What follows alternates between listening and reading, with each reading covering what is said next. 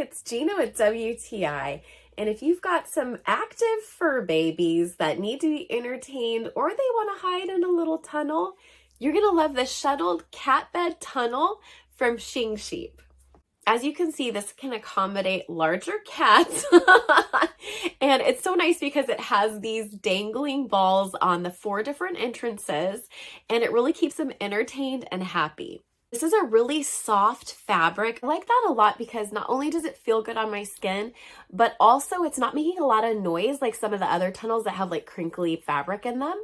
This is a 2-tunnel expandable set with a middle pillow that the cats can chill out on or kind of play around on, or maybe even your husband likes to play in it. The tunnels are attached with zippers, so you could actually keep those separate if you wanted to. I like them all connected because the cats actually just kind of went in circles around it and played, which kept them in a nice central location. This cat tunnel is going to be your cat's next favorite toy. It's well made and durable, so you're both going to be so happy with it. And that's my point of view.